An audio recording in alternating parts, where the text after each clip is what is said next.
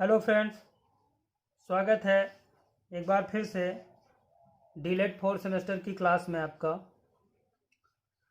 आज हम लोग पढ़ने वाले हैं द्विघात समीकरण। द्विघात समीकरण क्या है या वर्ग समीकरण क्या है और इसे किस प्रकार से हम हल करते हैं, इसके कितने शून्यक होते हैं, ये आज हम लोग विस्तृत चर्चा करके पढ़ेंगे। तो चलिए शुरू करते हैं। द्विघात समीकरण। तो द्विघात समीकरण क्या है? द्विघात समीकरण या वर्ग समीकरण। द्विघात समीकरण या वर्ग समीकरण ऐसा बहुपद जिसमें चर पद की अधिकतम घात 2 हो द्विघात समीकरण कहलाता है या वर्ग समीकरण कहलाता है। समीकरण तो बहुत होते हैं, एक चर वाले रेखीय समीकरण, दो चर वाले रेखीय समीकरण, एक घातीय समीकरण, दो घातीय समीकरण, त्रिघातीय समीकरण। तो यहाँ पर स्पेशली हमें जो बात करनी है वो बात करनी है कि ऐसा समीकरण या ऐसा बहुपद जिसमें चर पद की अधिकतम घात या मैक्सिमम घात कितनी होनी चाहिए? 2 होनी चाहिए। तो वो द्विघात समीकरण कहलाएगा या वर्ग समीकरण कहलाएगा। फॉर एग्जाम्पल जैसे x² = 9, ये एक द्विघात समीकरण होगा। या दूसरा कह लें x² + 3x = 6, ये द्विघात समीकरण के एग्जाम्पल हैं। ये समीकरण जो होते हैं वो ax² + bx + c का रूप होते हैं। ये समीकरण ax² + bx + c का रूप होते हैं, जहां पर a, b, c ये अचर पद होते हैं, ये कांस्टेंट टर्म होते हैं। a, b, c मतलब नंबर होंगे आपके। जैसे हम कह लें कि a = 2 हो सकता है, b = 3 हो सकता है, c = 4 हो सकता है, इस तरह से।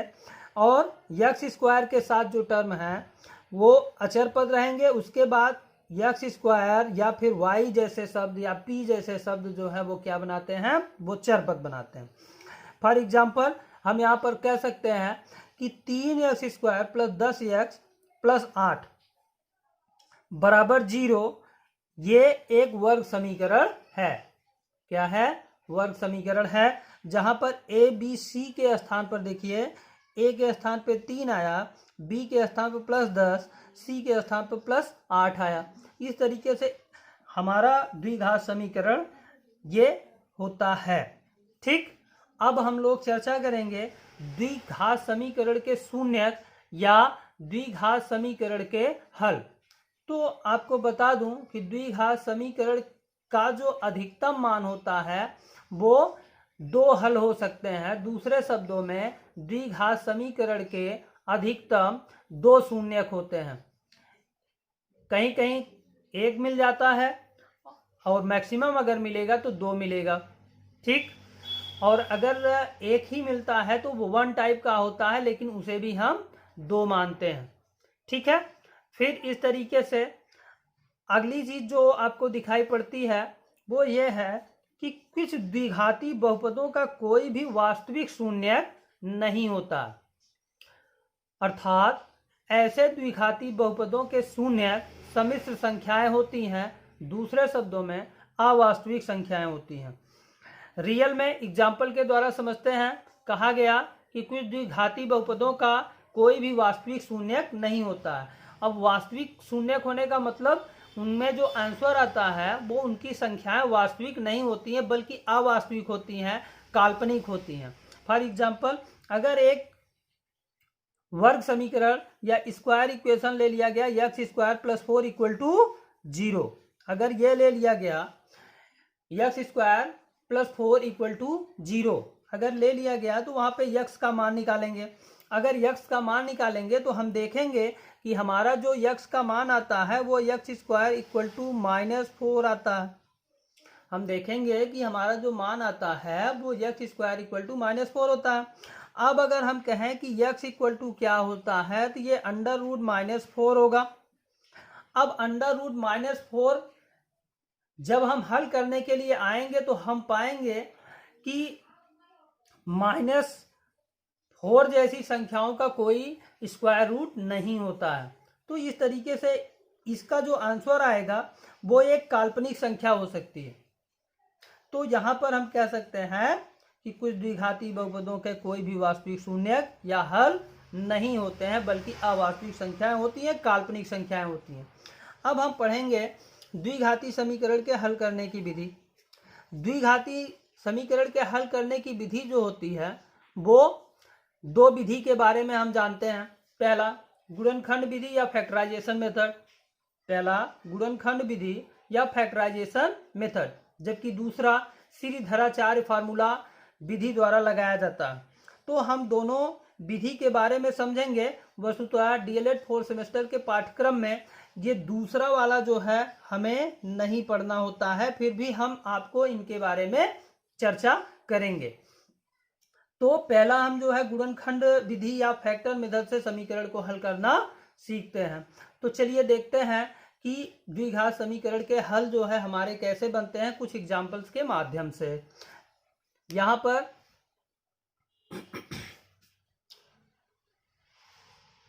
देखिए पहला एग्जाम्पल आपके सामने जो दिखाई पड़ रहा है वो दिया गया x स्क्वायर -4 = 0। तो x स्क्वायर -4 = 0 को जब हल करने के लिए आते हैं तो हम -4 को पक्षांतर करके लेते हैं तो x स्क्वायर = 4 हो जाता है। फिर हम देखते हैं कि x अगर मान निकालना है तो दूसरे तरफ अंडर रूट बनाता है, और इस तरीके से x का मान जो है अंडर रूट लेते हुए +-2 आता है। आपको स्क्वायर रूट पढ़ाते वक्त बताया गया था किसी भी संख्या का स्क्वायर रूट वो माइनस भी हो सकता है और प्लस भी हो सकता है। इस तरीके से आपने ध्यान दिया कि यहाँ पर x के दो मान आए, एक प्लस और दूसरा माइनस में है। एग्जाम्पल 2 की बात करते हैं, x स्क्वायर +5x + 6 = 0। दूसरे की बात करते हैं x स्क्वायर +5x + 6 = 0। यहाँ पर हम अपने इस समीकरण की तुलना या कंपैरिजन जो है वो x स्क्वायर + bx + c से करेंगे, x स्क्वायर + bx + c से करेंगे। और जब हम ऐसा करेंगे तो हम पाएंगे कि b के स्थान पर 5 आता है और c के स्थान पर 6 आता है। चिन्ह प्लस का है इसलिए हमने लिखा नहीं है। तो हमें क्या करना होता है हमें यहाँ पर a × c ज्ञात करना होता है और क्या करना होता है b ज्ञात करना होता है। इसको हल करने के लिए हमें क्या करना होता है a × c ज्ञात करना होता है और b ज्ञात करना होता है। a × c का मतलब कि हमारा a और c यहाँ पर और यहाँ पर इसका गुणनफल जो आएगा वो यहाँ पर देखा जाएगा और इसका जो b वाला पार्ट आएगा वो यहाँ पर देखा जाएगा। तो यहाँ पर a और c, a के लिए यहाँ पर कोई मान नहीं है, 1 है, और यहाँ पर c के लिए c है 6 है।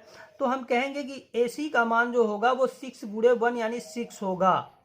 ac का मान 6 × 1 यानी 6 होगा और b का मान जो है वो 5 होगा। तो ये कैसे आ सकता है, दो ऐसी संख्याएं लेनी पड़ेंगी p और q के रूप में, वो फॉर्मेट होता है। दो ऐसी संख्याएं लेनी पड़ेंगी जहां पर हमें गुणनफल में उसका जो ac का मान है उसके इक्वल यानी 6 होना चाहिए और उनके जोड़ या घटाने का मान 5 होना चाहिए। अगर हमें समीकरण हल करना है तो दो ऐसे मान लेने हैं जहां पर ac के लिए 6 होना चाहिए और b के लिए जोड़े या घटाए जाने पर क्या होना चाहिए 5 होना चाहिए।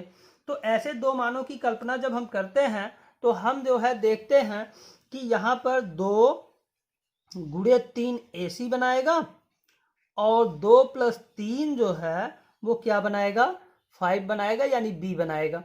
तो इस तरह से हमने देखा कि आपको मिला ac बराबर 2 × 3 और b बराबर 5।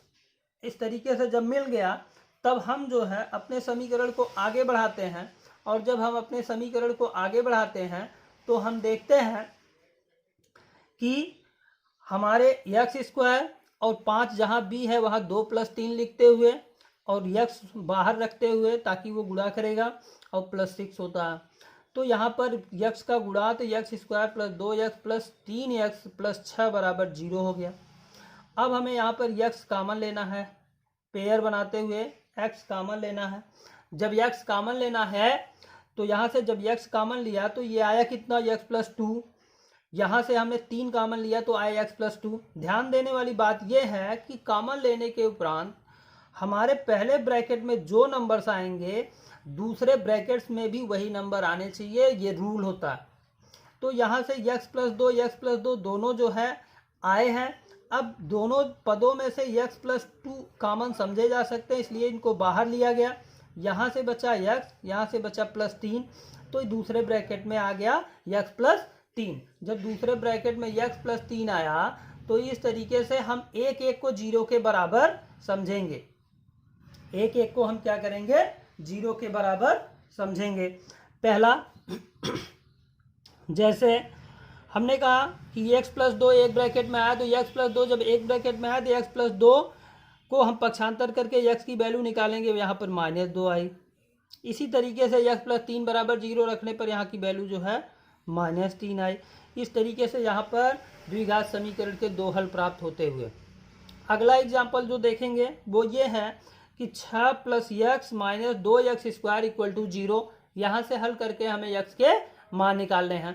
जब यहाँ से हल करके हमें x के मान निकालने हैं तो यहाँ पर सबसे पहले माइनस चिन्ह से भाग दीजिए, क्योंकि हमने AC पढ़ना है ना कि -a पढ़ना है। ये जो है a वाला पार्ट है तो इसको हम प्लस बना दीजिए। पहले प्लस बनाने के लिए माइनस से गुणा किया गया। जब माइनस से गुणा किया गया तो यहाँ पे -6, यहाँ पर प्लस था तो साइन चेंज हो गया, यहाँ पर माइनस था तो प्लस हो गया। अब ये समीकरण जो हम ax² + bx + c के फॉर्मेट में बनाएंगे तो 2x² - x -6 = 0 हो जाएगा। इस तरीके से ये समीकरण बन जाएगा।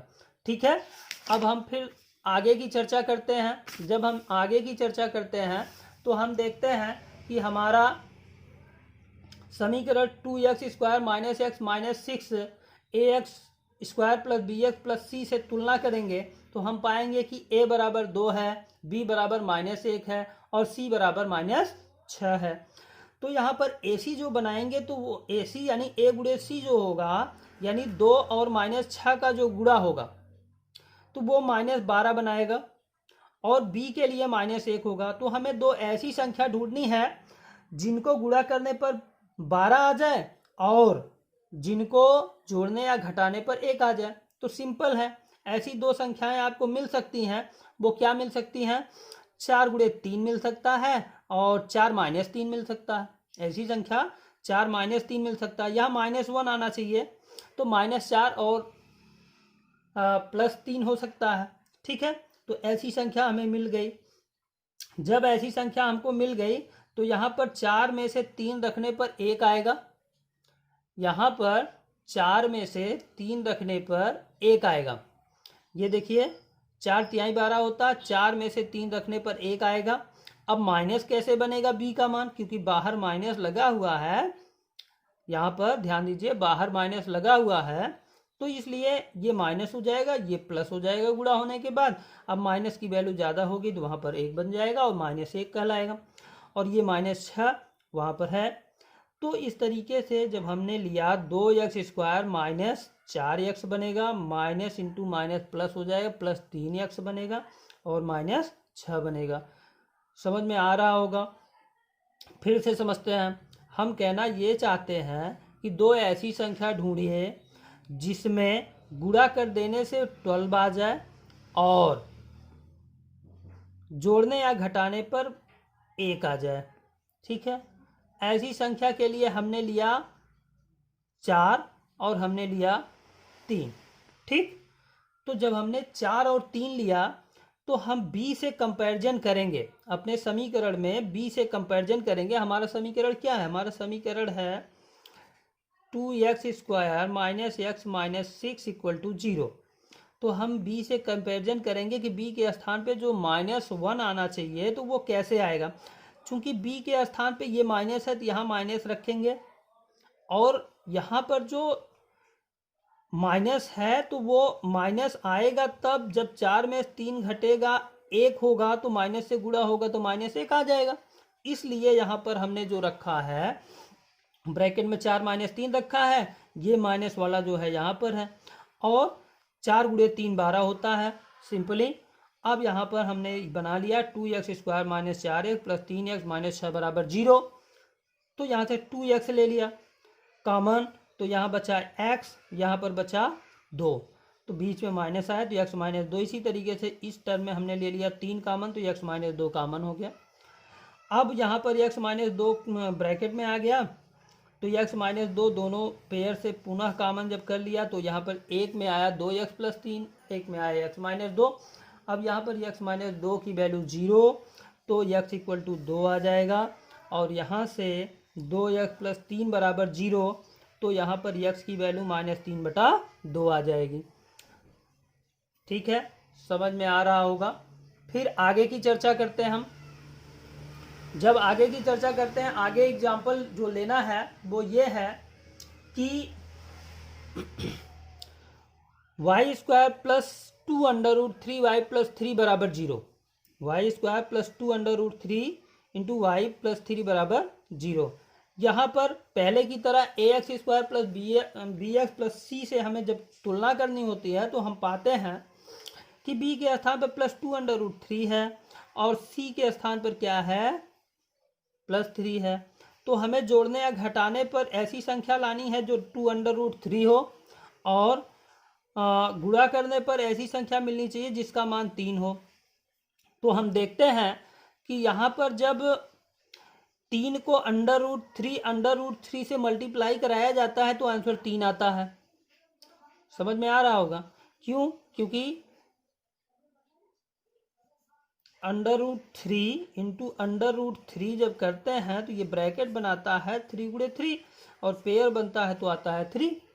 इस तरह से यहाँ पर इसका मान जो है √3 रखने पर, और हम देखते हैं जब √3 जोड़ा जाता है तो वो 2 × √3 हो जाता है। तो इस तरीके से वहाँ पर उसका मान रखते हुए y² ब्रैकेट में √3 + √3 × y प्लस, हम इसको चाहे यहाँ 3 लिख दें, चाहे यहाँ √3 × √3 रख दें, क्योंकि इसका मान 3 ही आता है। तो ऐसे में यहाँ पर हमने उसके ओपन रूप को लिख दिया। अब यहाँ से हमने फिर गुणा करते हुए बना लिया, कॉमन में जो है यहाँ से y कॉमन लिया तो y + √3, यहाँ से √3 कॉमन लिया तो यहाँ √3 बच जाएगा।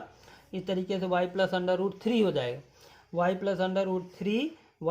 √3 दो ब्रैकेट्स में आ जाएंगे, और जब y + √3 = 0 होगा तो वहाँ पर आपको मिल जाएगी इसकी वैल्यू कितनी, y = -√3, y = -√3। ऐसा पहले ब्रैकेट से आएगा, ऐसा ही दूसरे ब्रैकेट से आएगा, तो y के दो मान मिलेंगे और दोनों ही सेम होंगे -√3। आशा है आपको समझ में आया होगा, और इस टाइप के क्वेश्चन आप हल करेंगे। अगर कोई प्रॉब्लम होगी